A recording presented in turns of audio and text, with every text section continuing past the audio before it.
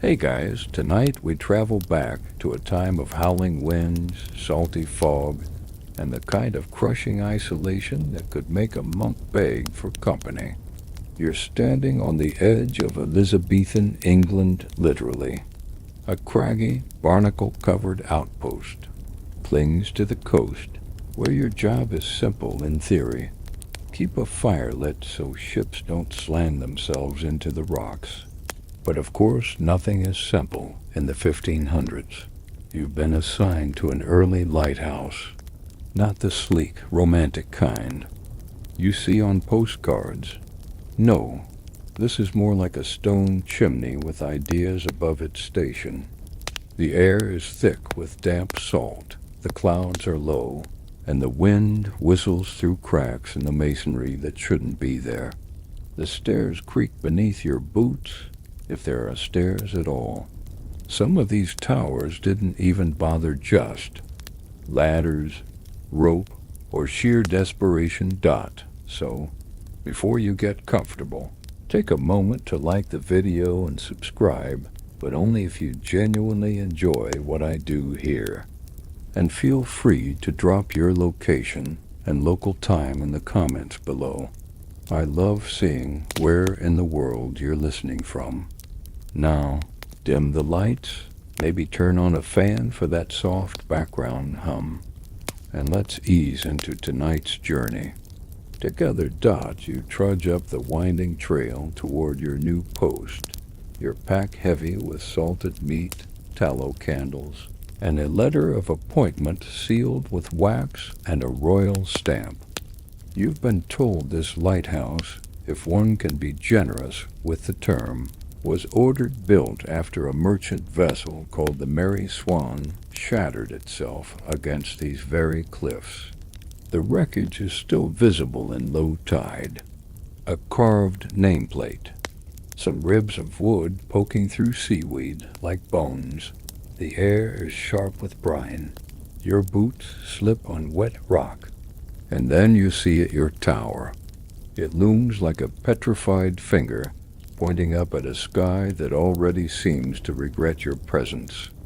One seagull screams as if laughing. A welcome party of one. The door creaks open after several solid kicks. The interior is exactly what you feared. Stone walls oozing moisture, a narrow spiral upward, and a pervasive smell of burnt oil and mold. Someone was here before you, clearly. A cup still rests on a crate. There's a blanket rolled into a sad, flattened heap in the corner. The previous keeper left weeks ago, possibly even before his replacement was chosen. Historians still argue whether lighthouse rotations in this era were weeks, months, or just however long someone lasted before giving up or going mad. You take inventory. One battered lantern, a few clay pots, a coil of rope that looks suspiciously frayed, like it was gnawed at rather than worn. You find a journal tucked behind a support beam. Half of it is unreadable, warped by damp. The legible bits are mostly tally marks and angry scrawls about lights in the sea and wind that screams like a woman. You set your things down, light your first fire in the iron brazier at the top, and instantly regret it. The smoke doesn't know where to go. It swirls around you like a judgmental ghost, stinging your eyes and coating everything with soot. The chimney flue is partly blocked. You cough your lungs out and mutter a curse that wouldn't pass in church. The fire you're meant to tend all night is temperamental. It's fueled by whale oil, thick, foul, and slow burning, but not exactly odorless. Imagine bacon grease left on a window ledge for 3 years and you're close. Your clothes will absorb it. So will your lungs. As the sun sets, the world shrinks.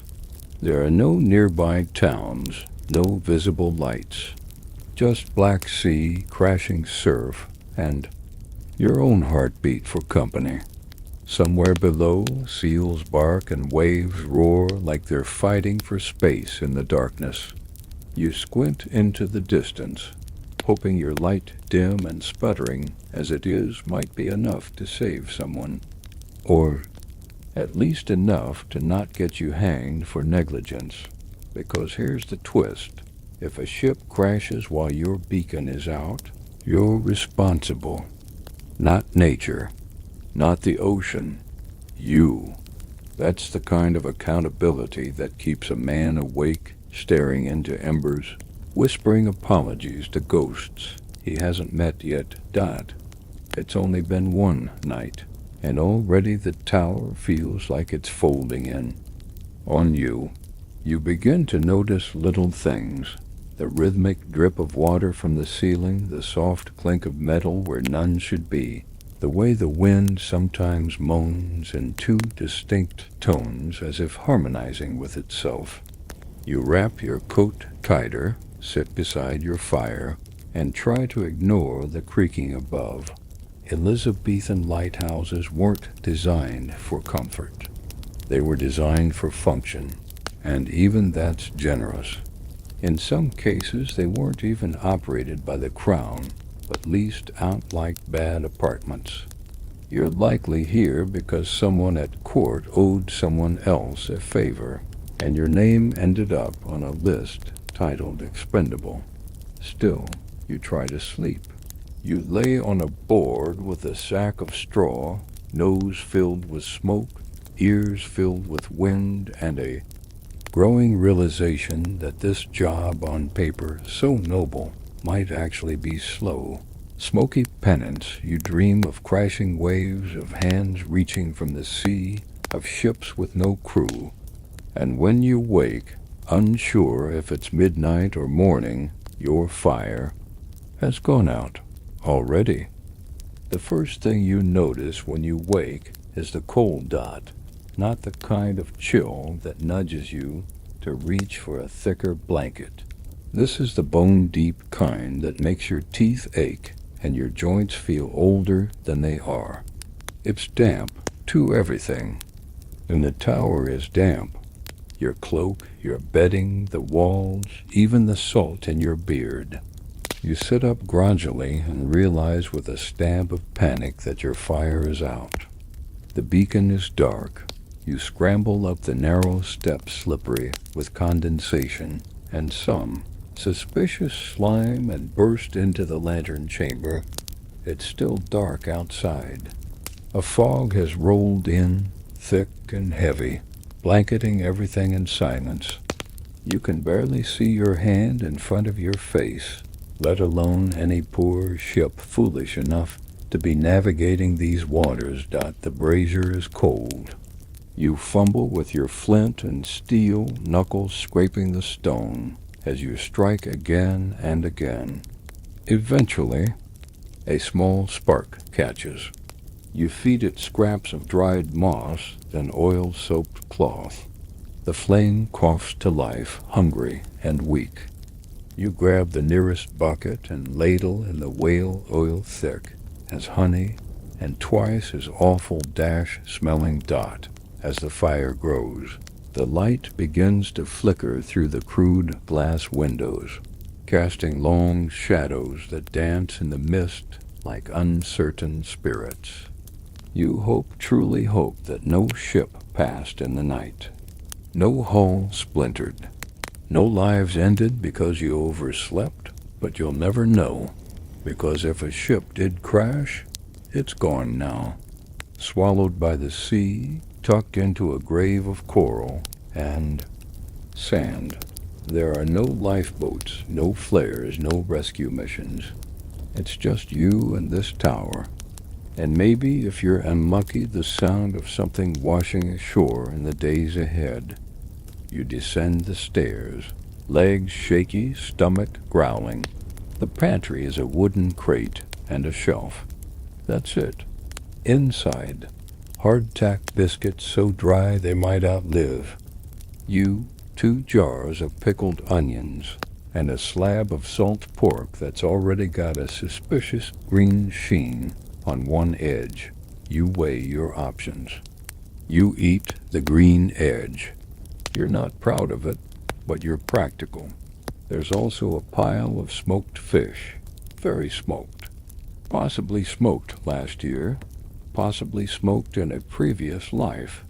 You break one open and instantly regret it. The smell is like someone dared a herring to ferment. Still, protein is protein. Fringe records suggest lighthouse keepers sometimes ate seabirds boiled or roasted if they had time and a good slingshot. It's technically illegal to hunt them, as they're considered part of the royal coast. But out here, you're not thinking about legalities. You're thinking about that gull that's been eyeing your breakfast from the window ledge for an hour. Historians still argue whether Elizabethan keepers received rations regularly or were expected to survive off local provisions. Judging by your pantry, the latter seems depressingly likely. You gnaw on a hunk of hardtack and nearly chip a tooth. You soften it by soaking it in hot water well, lukewarm water that's probably not entirely rainwater. Still, it's better than dry dot. You step outside for air. Immediately, the wind slaps you in the face. It's not raining, technically, but the fog is so wet you're drenched within minutes. The cliffside path is slick with algae and the bones of unfortunate fish. You slip once, just enough to make your heart skip, before catching yourself on a jagged outcrop. The tower looms behind you, black against a sky that never seems fully light. Its stones are dark and pitted. You notice something now. Seashells, embedded in the mortar, probably added for strength or maybe just lazily mixed with beach sand. Some lighthouses were built with rubble from wrecked ships. Others reused stones from abandoned chapels, or in one case, a decommissioned prison. Yours? Hard to say, but it definitely smells like a place that saw death. The ground near the tower dips unexpectedly, forming a sort of sunken ring. You kneel to inspect it.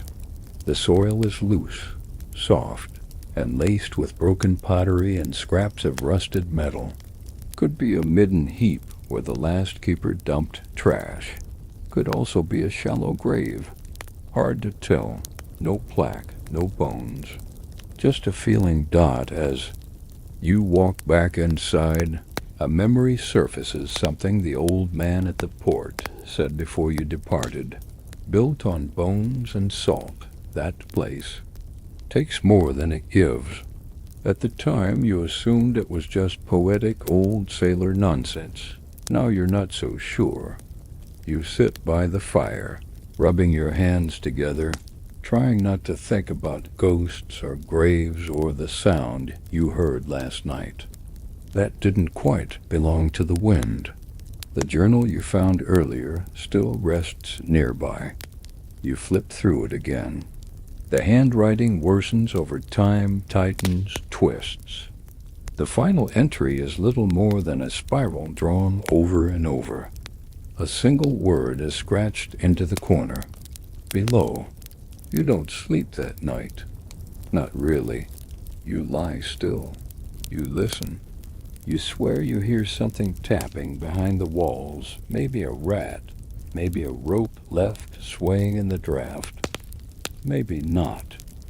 The third morning greets you not with sunlight, but with a foul stench that hits before you even open your eyes. It's thick, oily, and oddly sweet like burnt meat stewed in lantern wax. You groan, roll over, and remember. You left the whale. Oil reservoir half open. This stuff is the lifeblood of your beacon and your personal perfume for the foreseeable future. You climb to the lantern room again, always those slick, groaning stairs, and check the fire. Still burning, but low. You stoke it gently, carefully adding oil from the iron drum beside the brazier. It glugs out reluctantly, thick as syrup. You swear it's congealing faster now. Could be the sea air, could be the age of the oil. Or maybe it's just judging you. This is your primary job. Keep the fire alive.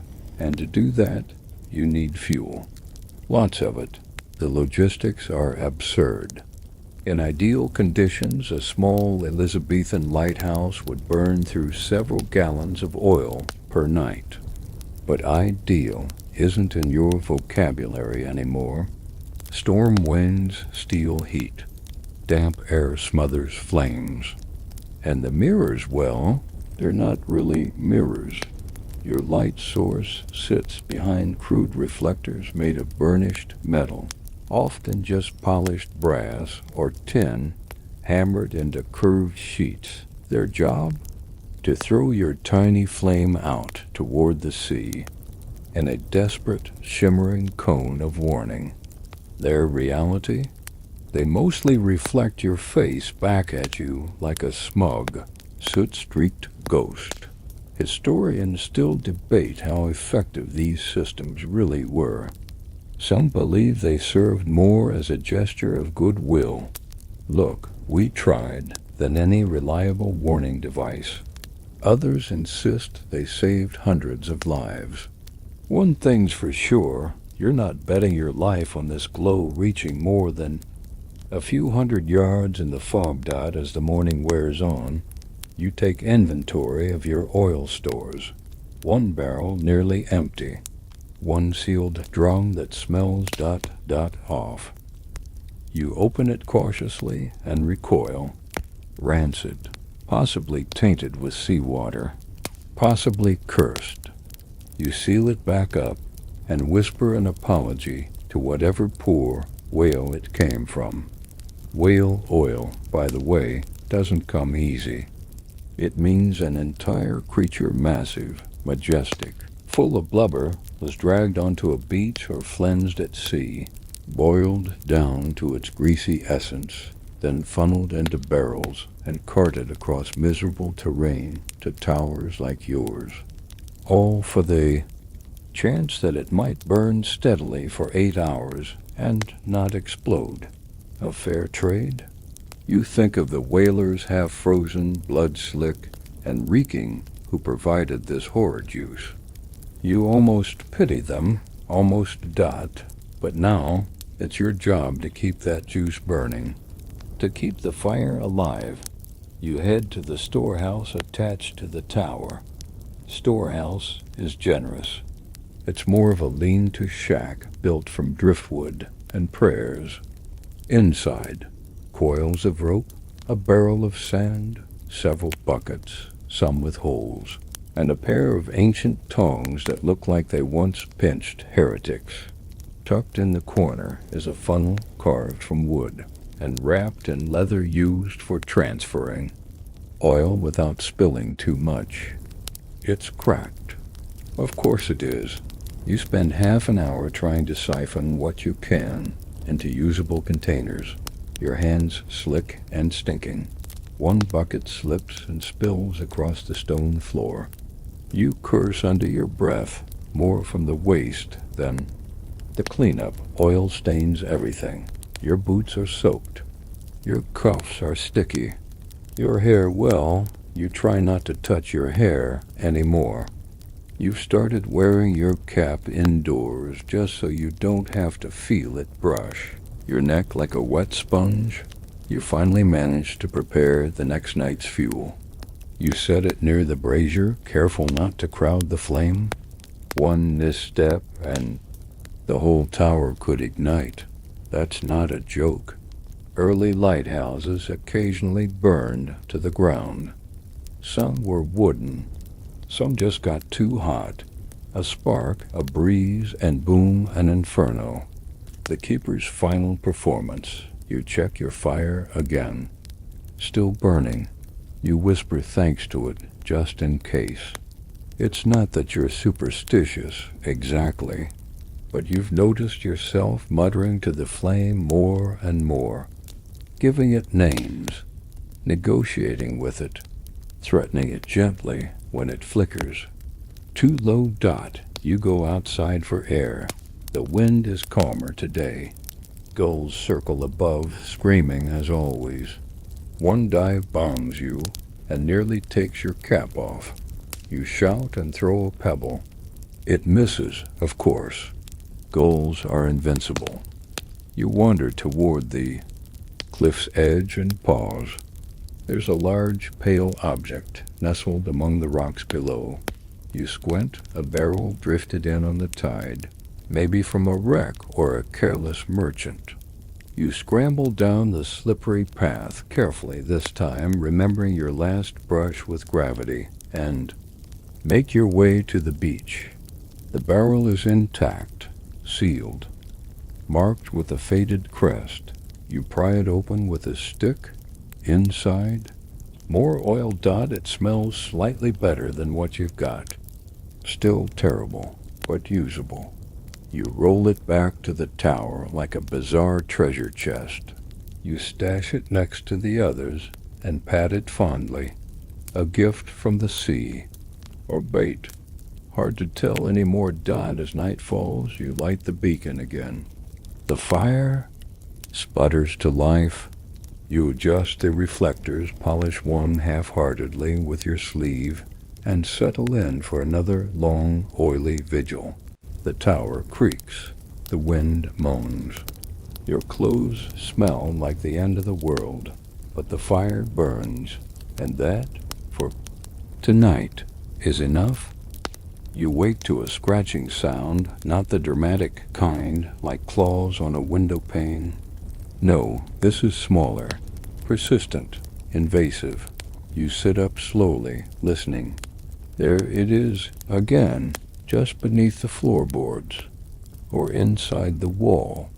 It's hard to tell, like something's chewing. You rub your eyes and stumble to your feet. Today's task, breakfast. You open your food crate with a sigh and confront the dwindling options. One jar of onions unopened, somehow now swelling at the lid, and 3 hard-tack biscuits that seem harder than before. You tap one against the stone wall. It makes a sound suspiciously similar to your flint and steel dot. No cheese, no fruit. Number. Fresh bread. You're not even sure if fresh is a word you believe in anymore. You soak one biscuit in a cup of heated water, add a few shreds of dried fish, and pretend it's stew. It's not. It's sadness in a cup. You drink it anyway, because you have to, and because even sorrow tastes better than hunger. By mid-morning, you begin your maintenance rounds. That means inspecting ropes, windows, hinges, and a little patch of garden that technically isn't a garden, but rather a stubborn cluster of weeds pretending to be useful. You once saw a dandelion growing there. You considered eating it. There's a loud thunk from the storage shack. You freeze. Not the wind this time. Not even the gulls. That was solid. Weighty. Deliberate. You grip the rusted poker you keep by the fire, your only weapon unless sarcasm counts, and creep toward the door. Nothing. Just the wind. And your nerves. You push the door open, and a black shape darts past. Your boots. A rat. Large, shiny, possibly sentient. It vanishes beneath a broken crate. You exhale slowly and lower the poker dot rats. Of course, you should have expected them. Every supply ship is a Trojan horse for rodents. Every bit of warmth and food is a siren song. They come for the crumbs. They stay for the structural damage. Check the oil barrels. All intact for now. One of the ropes near the lantern mechanism is frayed, though, and near it a little pile of droppings. Great. Rat engineers, you'll need to replace the rope But there's not much left in the store. And even if you manage that, the question remains, what are they eating? You're barely eating. Could they be snacking on your biscuits while you sleep? You inspect the food crate again. One corner is chewed through. That answers that Dot. You move the crate higher and set a few traps. No bait, just luck. The rats are smarter than you, but maybe not. Luckier Dot as the day wears on. You wander outside to clear your head. The sun is out for once, though barely. A pale disk smudged against a white sky. The ocean is calmer. Waves slap gently against the rocks instead of trying to murder them. You walk the edge of the cliffs, boots crunching over salt-crusted earth, and notice something new. Bones, tiny ones. Bird bones, mostly. Hollow, fragile. Some picked clean. Others still carrying a tuft of feather.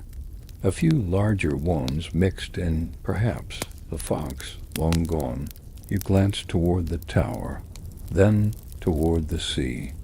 The bones form a strange ring near the edge of the bluff. You crouch and study them. They've been arranged. Not perfectly, not with ceremony, but intentionally. Like someone or something with idle hands and too much time has been stacking them, laying them out. A circle, a spiral. You're not sure which.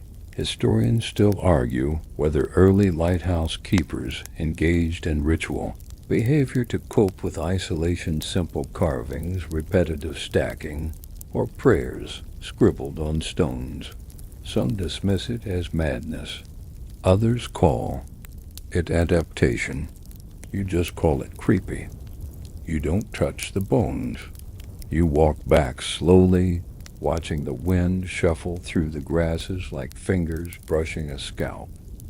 Back inside, you prepare the fire for the evening. Your shirt is slick with oil before the lantern is even lit. You're sweating despite the chill, coughing from the fumes. But the beacon flares to life shaky but defiant Dot. As the sun dips low, the sky turns slate and bruised lavender. A mist creeps in from the sea like a thief. You sit near the fire and try to read the old journal again. One page mentions gull eggs stolen from a nest after the mother pecked my scalp bloody. Another laments the biscuits. They crumble in my teeth yet leave no joy in my belly. One entry notes, saw a ship today. It passed by. Didn't stop. I waved anyway. You imagine that moment, the hope, the desperate gesture, the realization that no one's coming for you, not yet. That night, the scratching returns, louder now. More rats, probably, or something else. You don't check. You wrap your cloak tighter, close your eyes, and whisper nonsense to the flame Dot just as you're drifting off. A new sound. Thump, scrape, thump. Something hits the base of the tower. You sit bolt upright. Dot. It could be driftwood. It could be a log. It could be a ship's broken hull, nudged against the rocks by the tide. You don't go outside. You lie there, eyes wide, waiting for it to stop. Dot. It doesn't. By morning, whatever bumped against the base of the tower is gone. No sound now, just the usual calls of gulls overhead, and the soft lap of waves trying to act innocent. You sip a weak cup of boiled seawater filtered through a cloth you think was clean and rub at the sleep still crusted in your eyes. You barely slept. The thumping didn't stop until just before dawn, and in your half-dreaming state you swore you heard something whispering. Not words exactly, just the shake of them, like someone trying to speak underwater. You throw on your cloak and descend the path to the shoreline. You half expect to find a body. Instead, you find a crate, half shattered, bound with rusted metal straps. It lies in a little tide pool like a washed-up secret. You poke it with a stick. It gurgles. Not a good sign. You crack it open, careful of splinters inside. Parchment. Lots of it, letters, dozens of them. Some sealed with wax, some not. Some written in spidery ink that's blurred from seawater. Others in bright red pigment that hasn't faded. You carefully unfold one. My dearest Thomas, the sea bears no reply, and yet I write again. I dream of your return, though they tell me the tower keeps its men more than it releases them.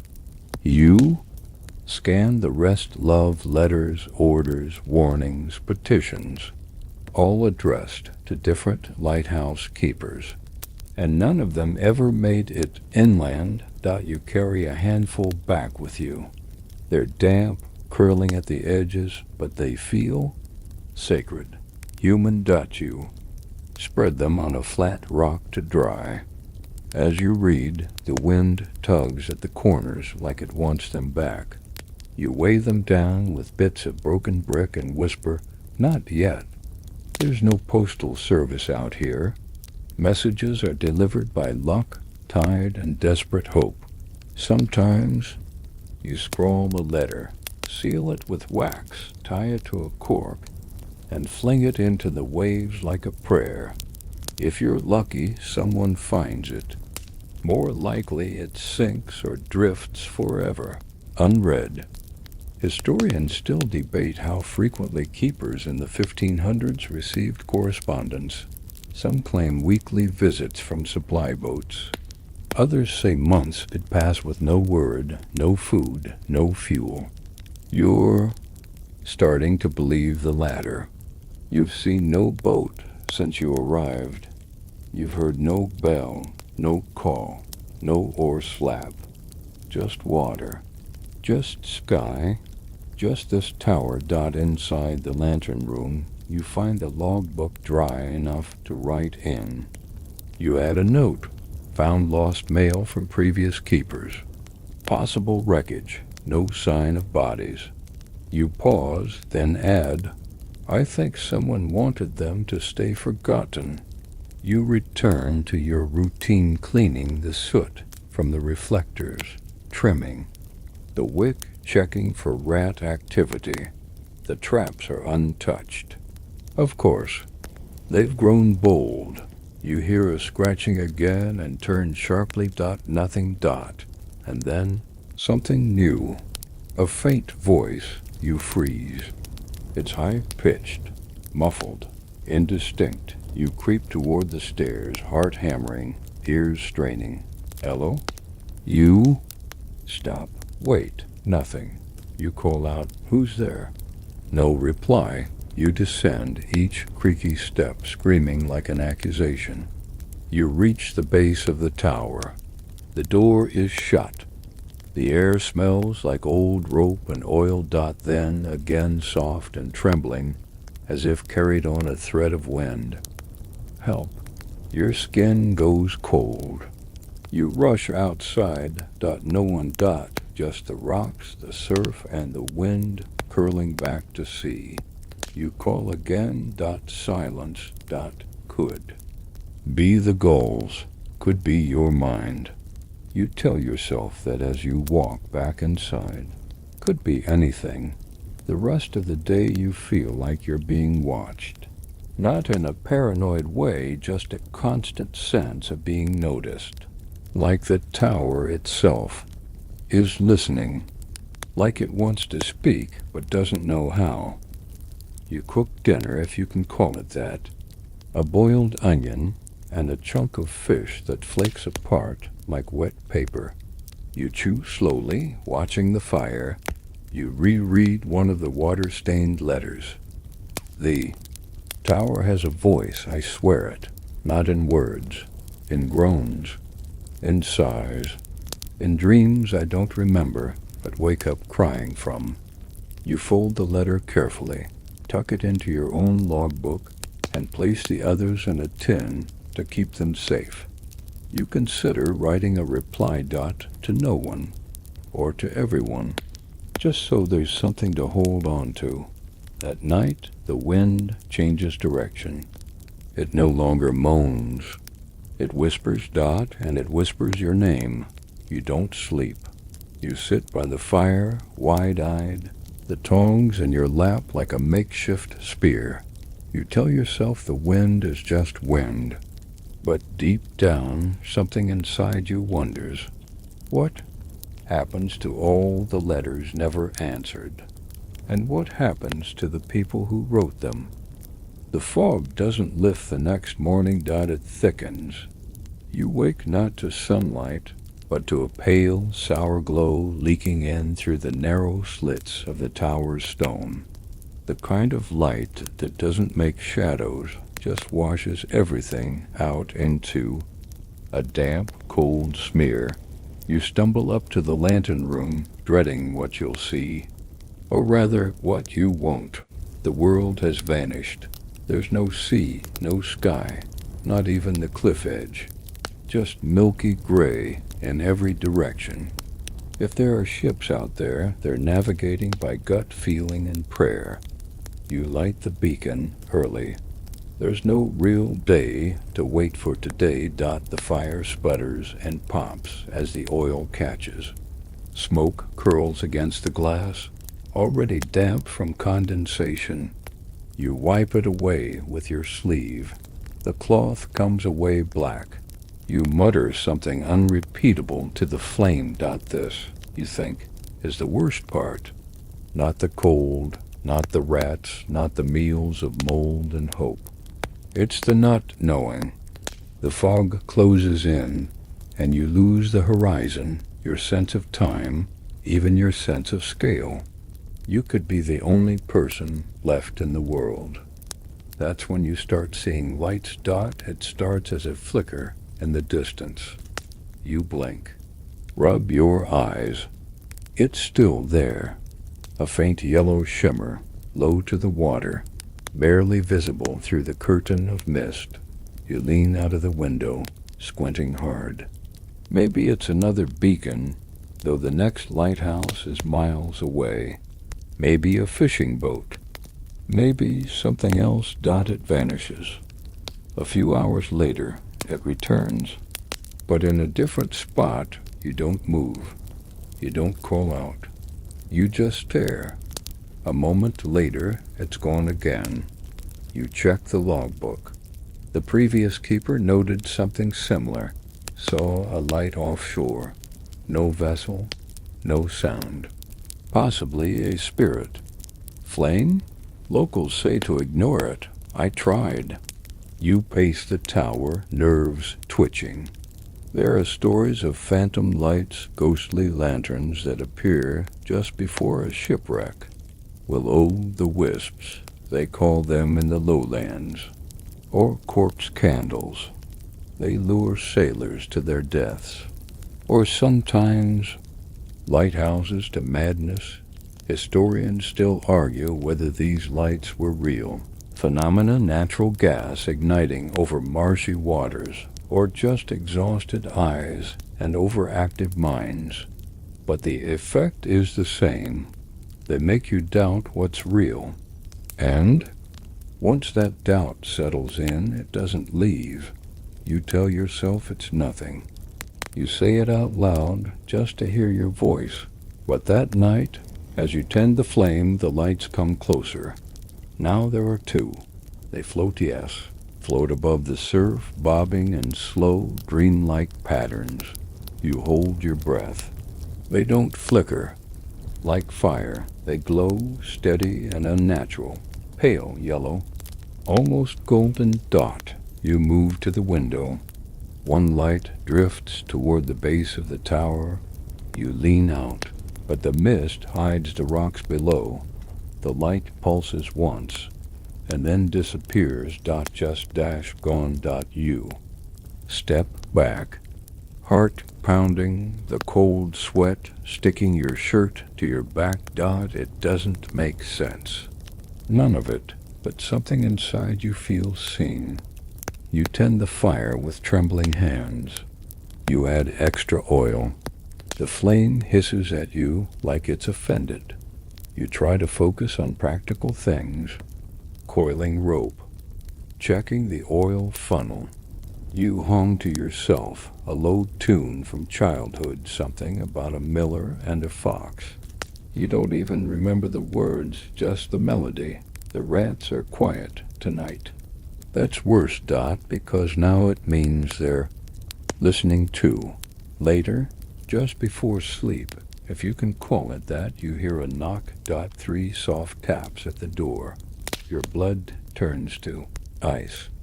You wait. Dot, nothing. Dot, you move slowly to the base of the tower. You grip your iron poker tight. Dot, another knock. This time from above. You look up the stairs, eyes wide, breath shallow. Dot, then silence. Your skin crawls. You climb back to your fire, refusing to look over your shoulder. You lie down beside it, like a child sleeping near the hearth. You tuck your cloak around you and tell yourself it was just the wind again. But in the logbook you had a single line before closing it. They knocked tonight, twice. You dream of floating lights, of voices under the waves, of hands pressed to fogged glass reaching in from nowhere. Dot, and when you wake, the fire is burning low, and your lantern glass has handprints on the inside. You spend the next day in silence. Dot, not by choice. The wind is gone. The sea has gone still. Even the gulls seem to have left, or maybe just decided to stop squawking for once. What you're left with is the unnatural quiet of nothing happening. At all. Dot, and in a lighthouse, that's deeply unsettling. You light the beacon earlier than usual, just to feel like you're doing something. The fire flares up and fills the lantern room with thick, oily warmth. You stand by it for longer than necessary, soaking up the heat like a lizard on a rock, pretending you can't feel your own breath bouncing off the walls. And then it begins. Dot, at first you think you're imagining it. A low hum, too even to be wind, too faint to be a ship's horn. You pause, listening. Nothing. Dot, then again, more soft, continuous vibration, like a choir of monks murmuring in the distance. Except there are no monks, and the sound has no source. You descend to the middle level of the tower, where the floorboards are slightly warped, and the ceiling always seems to drip from nowhere. The hum is louder here. Not a song exactly, but steady, resonant, like the stone itself is humming. You press your hand to the wall. It's warm. You pull away. You go outside, desperate to reset your brain with some fresh air. There, by the cliff's edge, the silence returns. A single gust of wind brushes past your ears, and then the hum creeps back and under your boots, in your teeth. Behind your eyes, you realize something awful. It's not just sound. Dot, it's vibration. The tower is vibrating. Gently, yes, but it's real. You return inside. Every creak of the wood beneath you now feels suspect. Every distant pop of the lantern glass, a warning. The oil in the barrel seems to ripple slightly, though there's no breeze. You wonder, has the tower always done this? Did the previous keepers mention it?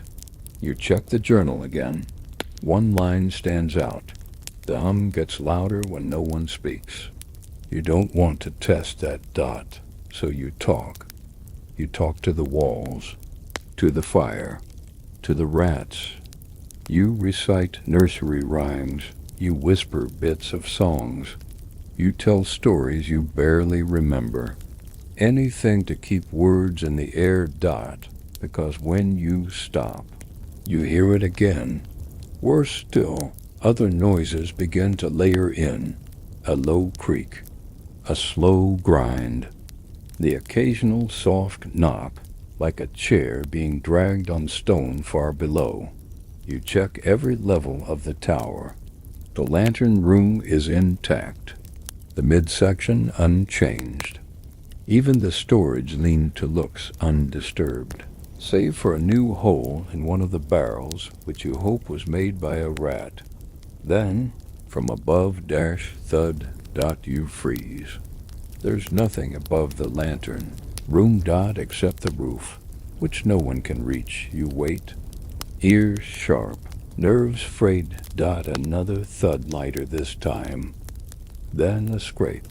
You climb the ladder to the roof hatch slowly, deliberately, each rung groaning like it wants you to turn back.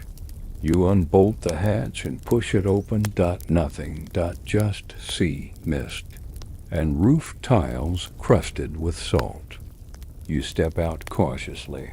Then you see them dot scratches dot thin, curved grooves along the lead flashing. Long lines etched into the metal, forming no clear pattern, except that they're fresh and deep and not from weather. You kneel to touch one. It's clean. Cold dot, you close the hatch behind you. Not because it's safe, but because it feels safer that way. Back inside, the hum returns. Always that hum. You try covering your ears. It doesn't help. You feel it in your bones. You sit near the fire and rock slightly, just to give your body some movement, something to do, something to own. You remember something your grandfather used to say about silence? It's never truly silent. Listen. Close enough and you'll always find what's waiting underneath. You didn't understand it then. You wish you didn't understand it now dot by evening. The wind returns, but it's wrong. It howls from the east, pushing sea air in through cracks it has no business finding. It slaps at the windows, hums through the chimney. It brings sound back into the world.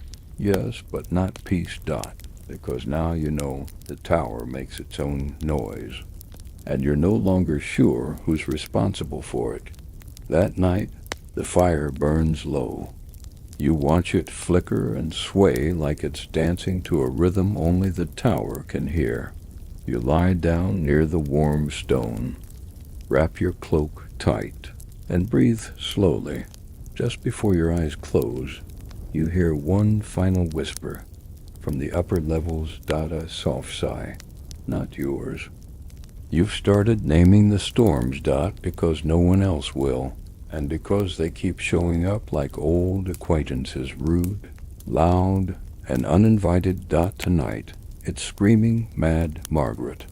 She makes herself known with a sudden gust that slams the tower. Door opens so hard it chips the stone wall behind it. You barely get it bolted shut in time before the next blast tries to take it off the hinges. Margaret is not subtle. She hurls rain sideways. She screams down the chimney. She flings sea spray up the cliff like it's her job. You shout a few things back at her just to feel like you're holding your ground. Then you realize the wind's changed direction again. It's coming from everywhere. Inside the tower. Things begin to rattle. The mirror sheets in the lantern room tremble and buzz. You run up to stabilize them, arms shielding your face from the smoke and heat. The fire resists your every command, flaring, and coughing like a child in a tantrum. You pour more oil too much.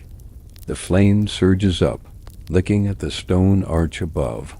You jump back, pulse racing.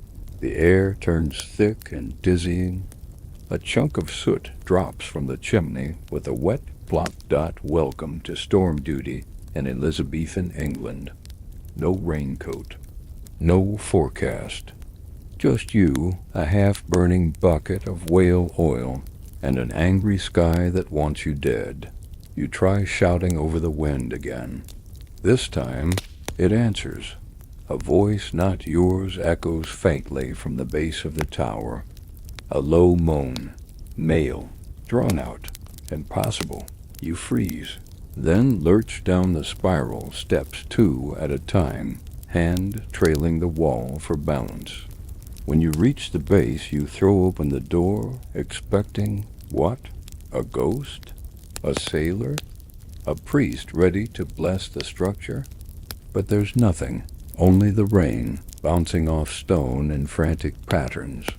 The fog swirls like it's alive, slipping around your legs, curling across the threshold like smoke. Then, footsteps dot behind you, dot upstairs, dot you slam the door and bolt it. The tower groans, literally. A sound vibrates from its base to its bones like wood in pain, or stone under pressure, or something trying to get out. You grab the iron poker and head up slowly, heart pounding in your ears. The fire still burns in the lantern room, bright but unsteady. Nobody's there. You turn in circles, searching every corner. Then you spot it, a boot print, right there on the floor near the brazier. Wet, muddy, not yours. Too large and pointing, away from the fire. You don't follow it. You sit down back to the warm stone and stare at the flame for a long time. You whisper, "No one saw that, not even me." The storm worsens. Rain lashes the windows so hard you're certain the glass will burst inward. Water seeps under the door.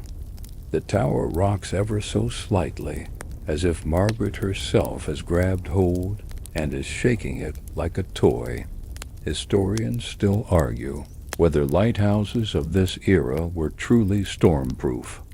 Many were built on loose stone foundations or patched together with whatever was available. Some collapsed. Some simply slid into the sea. There's no guarantee you'll survive a storm like this, not without prayer, luck, or dumb inertia. You run another check of the storage shack, soaked to your ribs in the process. 2 of the rope coils are wet, now useless. 1 barrel of oil has tipped. You right it and curse, but you're running low again. You'll have to ration. The fire must last the night. Margaret shows no sign of leaving. She howls. She wails. She flings salt and rain and rage through every seam. You wonder if this one will break the tower. You return to the fire again, watching it as though it can protect you. You remember a passage in the previous keeper's journal. Storms are gods. Here, if they want your light, they'll take it. If they want your bones, they'll dig them out themselves. You laugh once, bitter, then glance at the stairwell. A puddle has formed on the stone. Just water, you think at first. Then you notice the shape, a bare footprint. Smaller than the one you saw earlier, child-sized, and it's facing toward you. You back up, instinct screaming in your chest. The wind drops for a second. The silence slams into your ears like a punch. Then a knock at the window. You turn slowly. Outside the lantern room glass, barely visible through the blur of rain and fog, is a face pale, wide-eyed, expressionless. You gasp, and it's gone. The wind returns. The rain smashes harder. You stare at the glass for a long time, trying to convince yourself it was just a trick of light, a reflection, a ripple in the fog. But you can't, because a few minutes later, it knocks again. The knock doesn't come a third time, which somehow makes it worse. You sit frozen by the fire, Every muscle tense, your breath slow and shallow like you're trying not to alert a predator. You count to 60 twice. The storm still howls, but no more knocks, no more faces, no more signs that anything or anyone is outside. You force yourself to move, to go through the motions. Check the flame, feed the oil, clean the reflectors. Pretend everything is normal. Dot it, ice, and single quotes, T. Your hands shake as you work. When you touch the beacon's base, you feel it trembling more than before. Not just from the wind now. Something deeper, as if the tower itself is straining to hold back. Something else, you try to focus on your job. Just keep the fire alive. That's all you were told to do. But your mind is drifting. You remember that the previous keeper wrote about visitors during storms. At first you thought he meant boats, then animals, then ghosts. Now you're not sure he was wrong on any count. You go downstairs for a moment, trying to catch your breath. The middle floor smells like wet rope and mildew. You look at the walls, noticing something new. Scratches, dozens of them. Thin, shallow, like someone ran a nail or maybe a knife along the stone over and over again. You trace one with your fingertip. It says O-U-T. You take a shaky breath. Step back. There's another set of marks lower down. You kneel, ignoring the cold. Soaking through your trousers, a single word, carved again and again. Wake. You don't know what that means. You don't want to. You go back upstairs, needing the light. But when you reach the lantern room, your heart drops. The fire is out. Gone. Extinguished. Only smoke remains curling lazily in the chamber, like the aftermath of a sigh. You rush forward, already striking your flint, hands trembling. The embers are cold.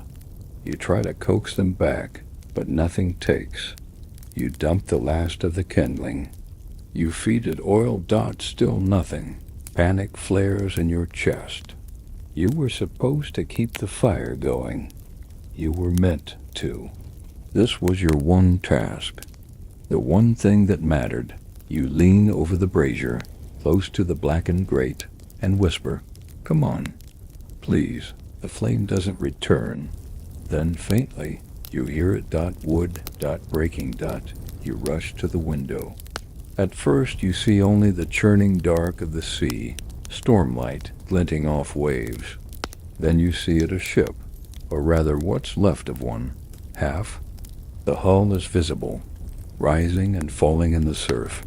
Pieces float all around it, planks, barrels, torn sailcloth. You squint, a body floating face down. Arms limp. Clothes fluttering in the water. Then another. The tide is dragging the men toward the rocks. Your rocks. Your fault. Your fire went out.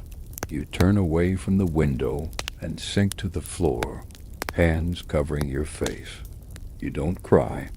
You just sit there. Until something clicks behind you. A sharp metallic sound. You stand up slowly. Look toward the lantern room door. It's open. You didn't open it. You walk toward it, poker in hand, eyes wide. Outside the chamber, down the spiral stairs, something moves. You follow. The air is colder now. The kind of cold that bites at your fingertips and creeps into your lungs like fog. You descend slowly, each step groaning under your weight. As you reach the base level, you see it. The door is ajar. Again. You know you bolted it. You step closer. Stop. There's someone standing outside. At first, you think it's a man, but then you realize the figure is still. Too still. Like it's being held up by strings. A coat flaps in the wind. A hat sits at an impossible angle. You call out, but the wind swallows your voice. Then it falls dot. The figure drops into the fog like a puppet cut loose, gone in an instant. You slam the door and throw the bolt. You back away from it, pulse racing. You climb the stairs, needing to put height between yourself and whatever that was. You reach the lantern room, eyes scanning every shadow, and then you hear it, a ship's bell, distant, mournful, and close. You run to the window. There's nothing but sea and mist, but the bell tolls again. Louder, clearer, a third time. Dot, it's right below you. You peer down through the glass, and you see them, dozens of lights, bobbing, flickering, moving toward the shore. Not lanterns, not torches. Dot, faces. Dot, glowing. Dot, watching. Dot, you stagger back, heart thundering. The fire is gone, the sea is hungry, and they're coming in. You don't remember falling asleep, but you wake to silence. Not peace, just the absence of everything that makes you feel alive. No wind, no waves, no sound at all, except your own ragged breathing and the creak of your limbs as you rise from the cold stone floor of the lantern room. The fire is still out. The storm has passed, but the sea below looks bruised and spiteful, streaked with debris. You see pieces of the wreck, again, a barrel, a mast, what might be a sail or might just be the sea, trying to look innocent. You don't see the bodies anymore. You don't want to think about where they went. You light the fire again with shaking hands. This time it catches. A reluctant, thin little flame, like it knows how badly you failed. You sit beside it, not looking directly at it, just near enough to pretend you're trying.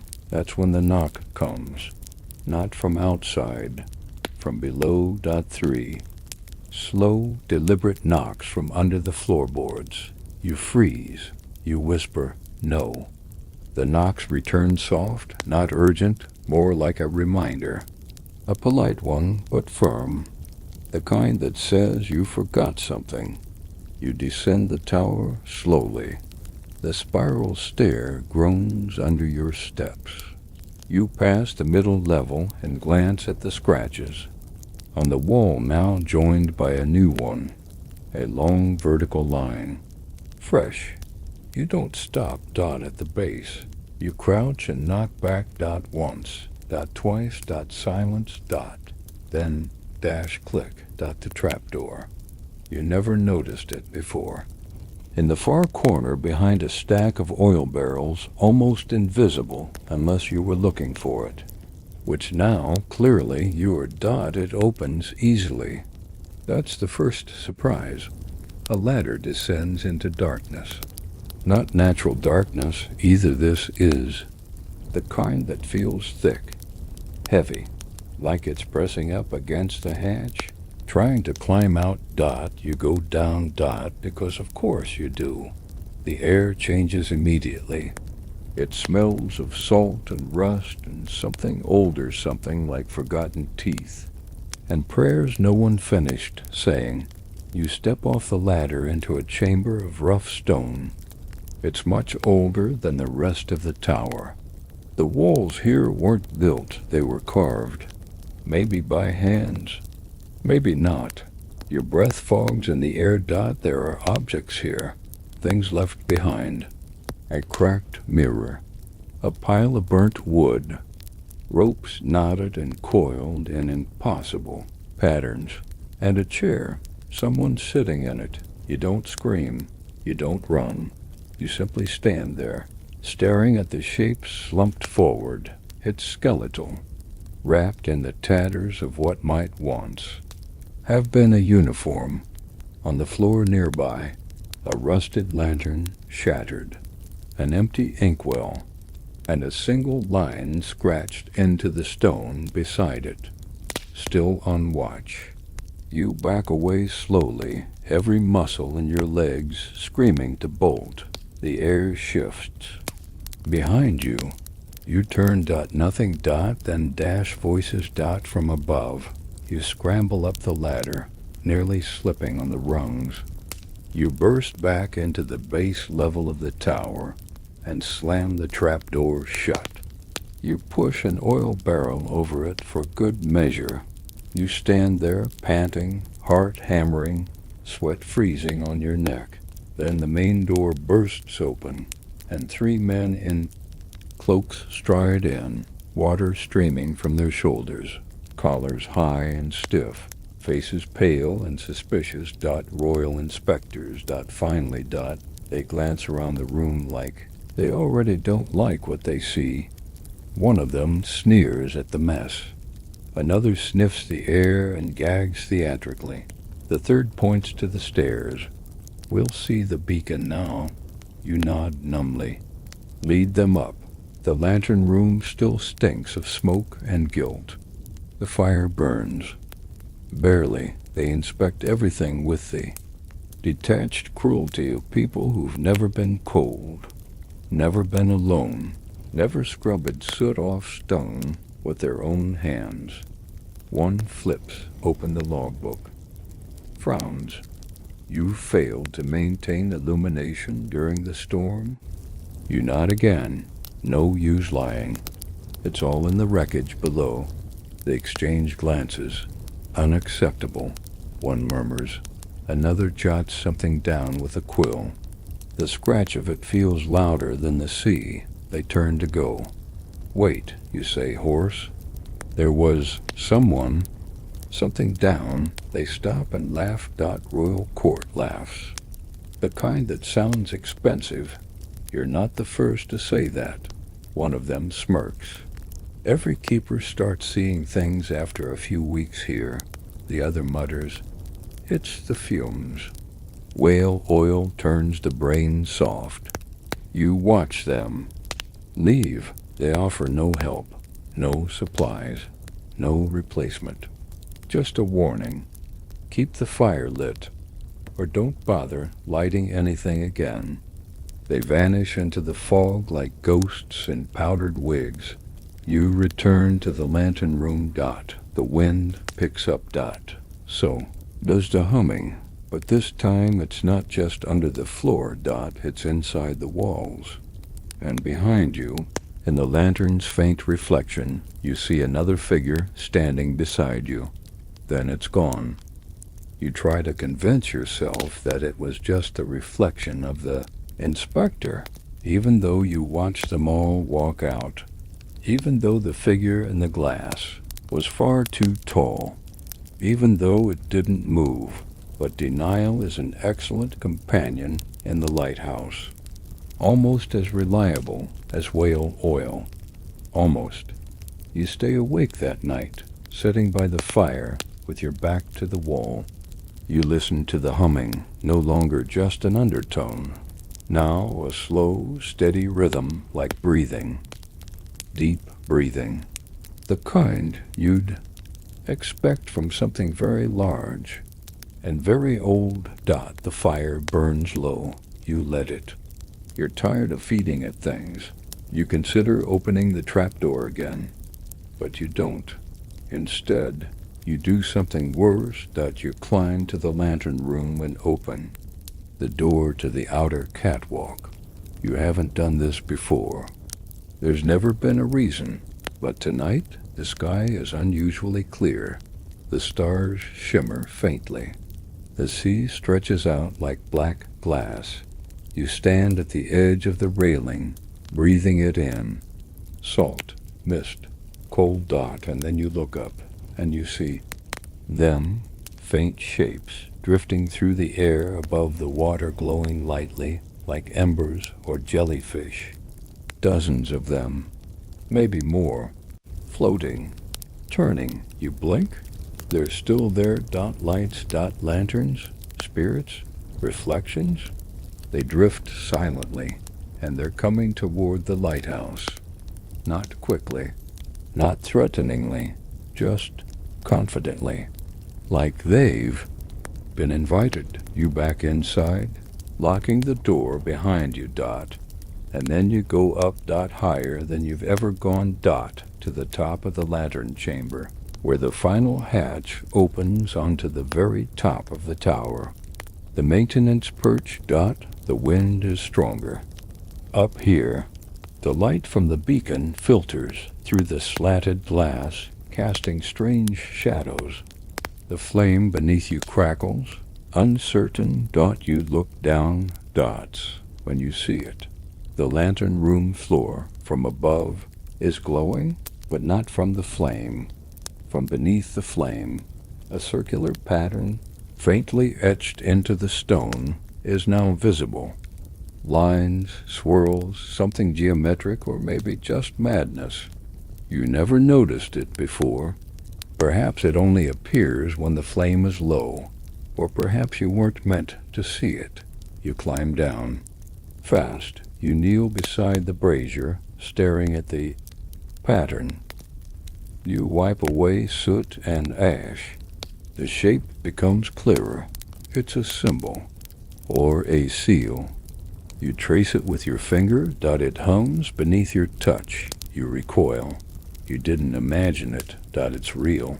You grab the logbook. Flip through every page. One note halfway through catches your eye, scrawled between two inventory records. There's something under the lantern room. I think it's old, not man-made. The others covered it, but it's still there. I tried not to see it. I won't go back up. Not again. You drop the book. You suddenly feel like a trespasser. Not in the tower, but in something else. Something beneath it. You descend to the base level, needing distance, needing soil, needing the certainty of wood and stone that wasn't hiding something. You light a lantern, the one that hasn't shattered. You notice now that it flickers near the walls. Not from wind, Dot, but from proximity. The flame moves toward certain stones, wavers, then retreats, Dot, as if the wall itself is breathing. You press your ear to the stone, and you hear it, a voice, not words, a tone, a vibration. A kind of music that isn't music at all, Dot. You step back quickly. The tower creaks. Only this time, it's not the wind, Dot. It's footsteps, Dot, inside the walls, Dot, heavy. Slow, Dot, deliberate, Dot. You race back upstairs, toward the beacon. The only light you trust, however dim. You find the flame sputtering. Almost gone, Dot. You try to feed it oil, but your hands are trembling. You spill half of it. The fire flares, then dies back to a weak blue shimmer, and now the humming is louder. It's above you, below you, inside you. You hear whispers. Not voices this time, but phrases. Keep the light burning. Do not let the flame go out. You must watch. You fall to your knees, shaking. You whisper, "Why?" And the tower replies with a sound like stone cracking. You feel it then. A pulse through the floor. A heartbeat. Deep, slow, measured, Dot. You crawl to the edge of the lantern room and look out the window. They're still coming. The lights, Dot, now closer. Now clearer, Dot, faces, Dot, dozens, Dot, some. Pale and flickering, others dark and smudged like charcoal sketches. All of them staring, all of them watching you. And the worst part? You recognize them, Dot, from the letters, from the journal, Dot, from the dreams. Every man who kept this tower and never left. You don't remember collapsing, but you wake with your cheek pressed to the warm stone of the lantern room floor, your limbs heavy, your throat dry, your mind flickering somewhere between dream and memory. The fire is still burning barely. The faces in the fog are gone, but you feel them, like fingerprints, pressed against the inside of your thoughts, watching, waiting, whispering, though not in words you can repeat. You sit up slowly and look around. Everything seems slightly off too, still, too clean, as if the room has been reset in your sleep. You don't trust it. You go downstairs, the scratches are gone, the marks on the wall, the footprint on the stairs, the carvings in the stone. Even the rope coil that had been fraying has been rewound. It's like the tower is trying to pretend none of it happened. You descend to the base level, hand trailing along the wall. The oil barrels look untouched. The trapdoor is still blocked. But the barrel you pushed over it, no longer there. You stop, you don't hear anything. Not a creak, not a drip, not the wind, just the faint, ever-present hum. You step toward the corner, slowly, and slide the trapdoor aside. You peer down, blackness, a ladder descending into nothing. But this time, you feel something rise up from that. Darkness, a breeze, warm, foul, whispering. You slam the trapdoor shut and shove a crate on top of it. Then another.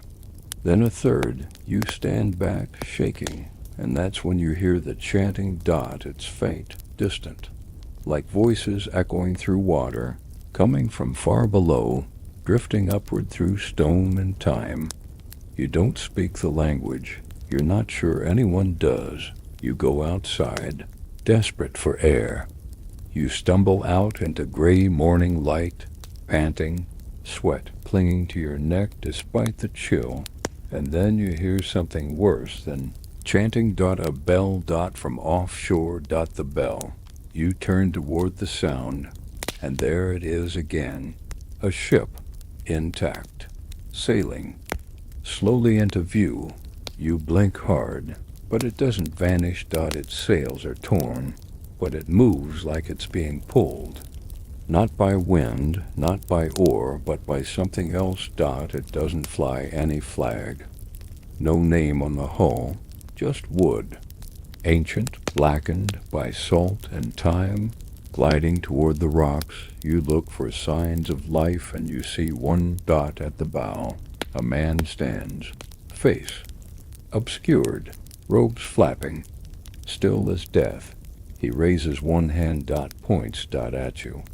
You stumble backward into the tower, slam the door, and hear something fall upstairs. You climb, slowly, heart hammering. The beacon has gone out. Again. This time not from neglect. The oil is still there. The brazier full. It simply died. You relight it as fast as you can. The flame is weak, sickly, like it resents being reborn. As it burns, the shadows on the wall move strangely, not flickering with the light, moving, like figures leaning in, then out, then back again. You whisper to yourself, anything to stay anchored. The logbook lies open beside you. A page you don't remember writing is now filled with words. Words you don't recognize. Not English. Not Latin. You close it. Fast. You check the letters you rescued from the wreck. All are blank. Every page. Every mark. Gone. Erased. You descend to the mid-level again, feeling like you're walking through a dream someone else wrote. You sit on your cot, rubbing your temples, trying to think, and that's when you hear the dragging, a long, slow scrape, on stone. From the roof. Again. You run up, your footsteps echoing up the stairwell. You fling the hatch open to the outer walkway. No one there, but the railing, scratched. Deep grooves. The same kind you saw days ago, but longer now, following the edge. Like someone or something has been pacing, and on the far side, tied delicately to the rail with a length of wet, knotted rope, a rosary dot old, rusted, still beaded. You untie it carefully and turn it over in your palm. There's a small charm affixed to it. A single letter etched into the metal. T. You know that name. From the letters dot from the journal dot Thomas dot the man whose letters never reach shore. You climb back down slowly. And as you do, you hear movement from the trap door below. A single knock dot, then two, then silence. You whisper, I know your name now. The tower groans, the humming deepens dot, and somewhere far below, the chanting begins again, this time louder, like it's moving upward. The chanting doesn't stop this time dot, it thickens, layer by layer, like fog that's learned how to sing.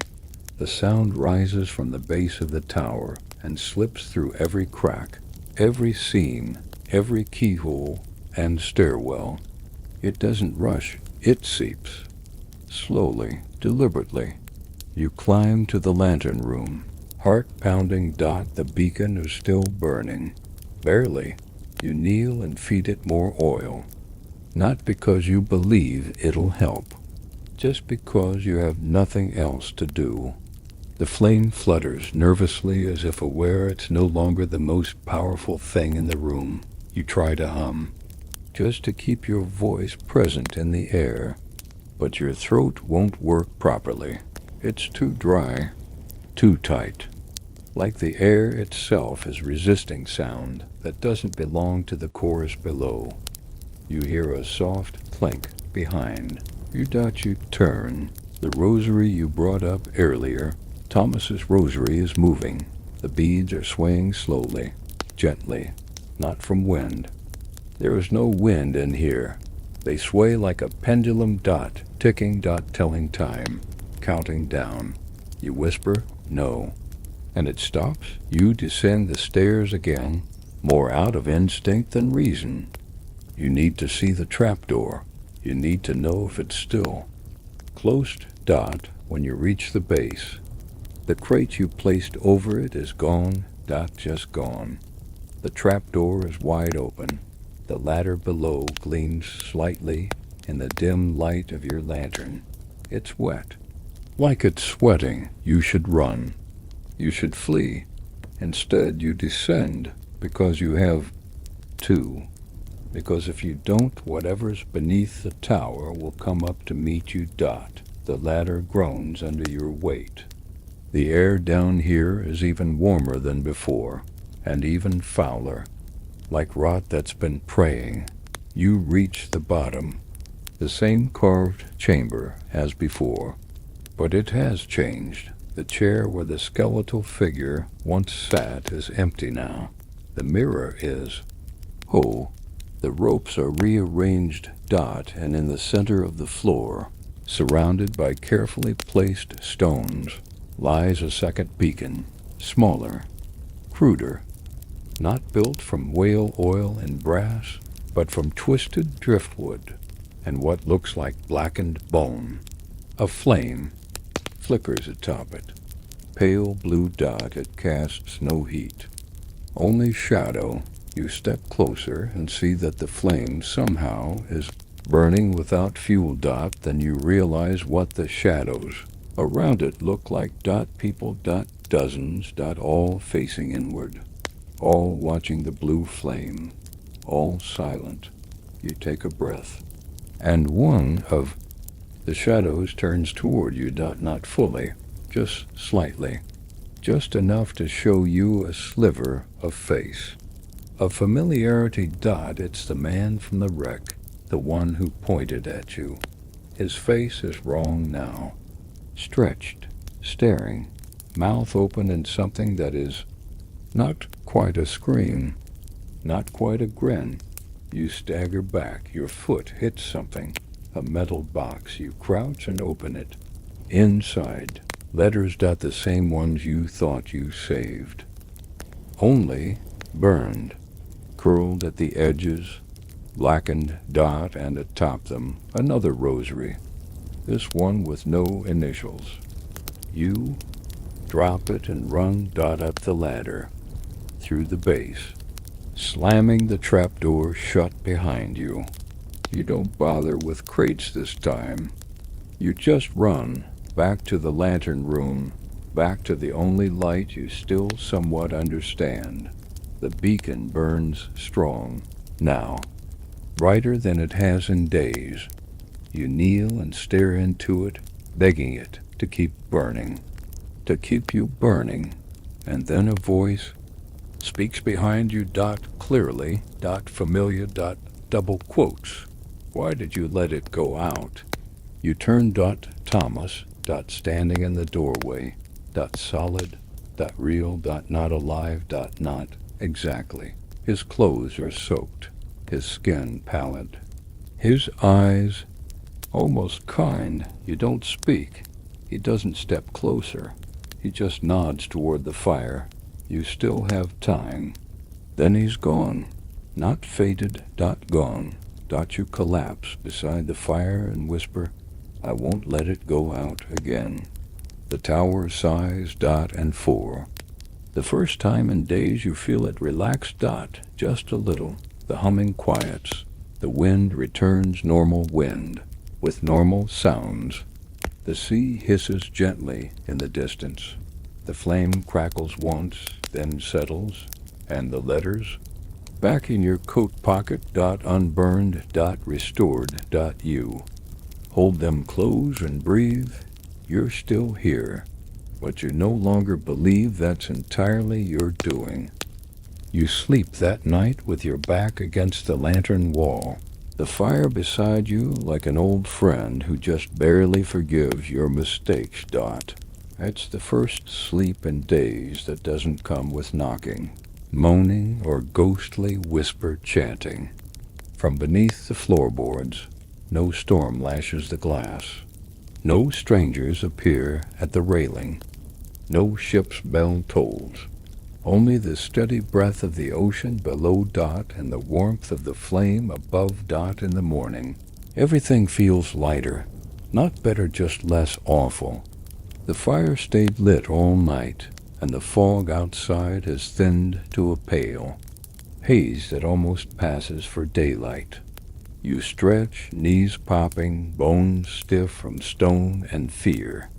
The logbook lies beside you, open to a blank page. You reach for your quill, but someone's already written something, a single sentence, in that same spidery handwriting you now recognize as Thomas's. It's not the ghosts you should worry about. You stare at it for a long time. Then, underneath, in your own hand, you add, agreed. Downstairs, something else has changed. The rosary you left on the mid-level floor now hangs neatly on a nail beside the door. You don't remember putting it there. You leave it where it is, Dot. You step outside. The air is cool and salty, but not bitter. The sea crashes below the way seas should. And for the first time since your arrival, you don't feel like the world is actively trying to end you before supper. You descend the cliff path to the shore, something you've avoided for days. You half expect bones, or driftwood arranged in unnatural shapes, but it's just beach, a few broken crates, a torn bit of rope, seaweed tangled around a rock like someone tried to knit the ocean a scarf. You sit, let the wind slap your face a few times, let your shoulders drop. That's when you see it, a small wooden box bobbing gently in a tide pool. You wade in and fish it out. It's wrapped in waxed linen, sealed with an old stamp. No markings. You open it carefully. Inside, dried herbs, a folded scrap of vellum, and a small vial of what looks like lamp oil. The note reads, for the nights you can't feel the flame, from one keeper to another. You don't know who sent it. You don't ask, Dot. You climb the path back up, box under your arm, heart a little less heavy, Dot, in the tower. You set the box beside the fire. You leave the oil untouched for now, but just knowing there is enough, Dot, the rest of the day passes without event until sunset. When the light fades and you move to feed the beacon again, you pause, because someone has already done it. Brazier is full, the wick trimmed, the oil level just right, Dot. You stare, and then you whisper, "Thank you." Not to the tower, not to the ghosts, Dot, just to whoever's still helping. You light the beacon, Dot. It blazes to life with a warm, golden glow, stronger than before, clearer. It throws wide beams into the mist, cutting through fog like truth through a lie. You step out onto the walkway and look out to see, Dot, nothing, Dot, no ships, Dot, no lights, Dot, no watchers, Dot, just sea and stars, Dot. And then, behind you, a voice you don't know, but don't fear, says quietly, "They're not all lost. Some just want to go home." You turn. No one there. You go inside. The logbook is open again. One more message. You're doing fine. You close it gently, Dot. You sit near the fire. And for the first time in your whole appointment, you smile, Dot, not wide, not brave, just enough. The days begin to blend together, not in the frantic, unraveling way they did before, but gently now, like waves smoothing stones. Each morning arrives with its muted gray light. Each evening with a faint blush of gold, if the clouds allow. The fire burns steadily. You feed it like clockwork. You speak to it without realizing, like it's part of you now. Sometimes you wake in the middle of the night and check the flame, even when you know it's fine, just in case the humming hasn't returned, the voices either, but the tower still breathes. You can feel it in the way the stairs sigh under your boots, the way the walls settle just before dawn, like something ancient inside is adjusting its weight. It no longer feels like it's hiding something, more like it's resting. You've grown used to the routine. Wake, eat, such as it is, tend the flame, write a little, pace the walkway, curse the gulls, check the oil stores, sleep, repeat. But things are still odd, Dot. The logbook writes back, Dot, not always, not much. Just now and then a single word in unfamiliar handwriting. Yes, or not yet. Once, after you dropped your mug and muttered something vulgar, it wrote language. You laughed, Dot, then. You apologized. You've also stopped questioning how your supplies replenish. You used the last of your dried fish 2 days ago. Yet this morning, 3 fresh strips were folded neatly in cloth on the shelf. Your boots are cleaner than they should be. And the rats? Gone, Dot. Not a scratch. Not a dropping. Not a whisper of claw or tail. You're not alone here. You've accepted that. But it doesn't scare you anymore. There's a kind of agreement now between you and the tower, between you and whatever came before. You keep the fire burning. You pay attention. You write it all down, and you stay. You wonder how long you've been here. How many days since you arrived? You stopped carving tally marks into the wood when the scratches began to whisper. Now time passes by how often you see the same seagull. You've named him Gutter Francis. You've reached the point of not being embarrassed by that Dot. You still think of leaving sometimes, packing your things, waiting for a boat, walking inland. But each time you think it, the wind picks up just a little. The flame crackles sharply. The rope coils shift ever so slightly. And you stay, because who else would do this? Who else could? You write that in the logbook one morning. If I left, who would keep the light?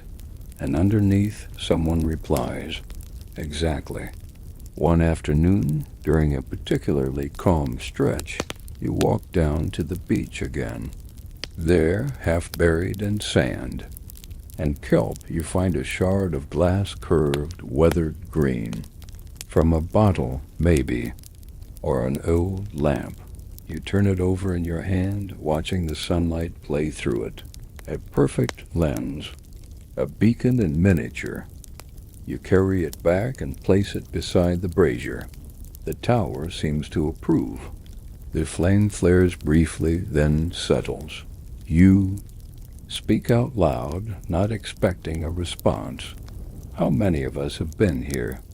And the window glass fogs gently in a single word, enough. At night you dream differently, now no longer of wrecks and whispers, but of warmth. A distant bell that rings gently in a harbor you've never seen. A fire that never goes out, and sometimes just before waking, you see a line of lanterns stretching down the coast, one after the other, each one tended by a keeper like you, watching, waiting, guiding. You wake with tears on your cheeks. Not fear, just the ache of understanding. You sit by the fire again and know what you've always known. You were never here to escape the darkness. You were here to keep it lit. For others, for them, for whoever comes next. The humming never returns, but you hear now, sometimes, just softly, a lullaby to the sea, to the tower, to the ones below to yourself. The light keeps burning and so do you And now, as the final embers of our tale flicker low, you feel yourself soften, just like the world outside the tower, where the wind has calmed and the sea is no longer snarling at the rocks. The storm is over. The whispering voices have faded. The flame burns steady. You're warm now.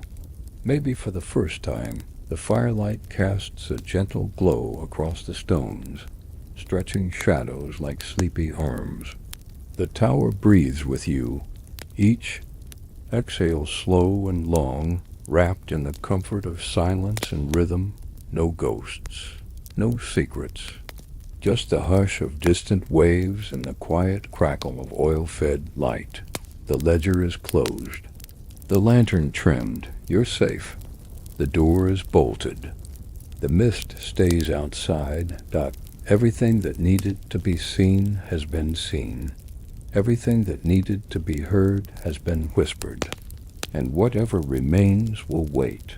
Your limbs grow heavy now, sinking gently into the stone floor as though the lighthouse itself has made room for you.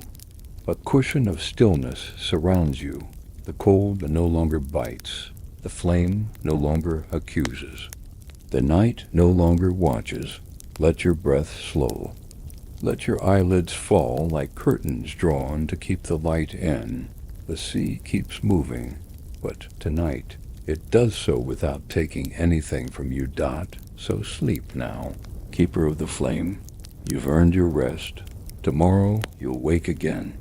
You'll tend the light. But for now, let the story drift away with the tide, and let sleep take you softly. Like a letter floating home on a quiet sea, sweet dreams.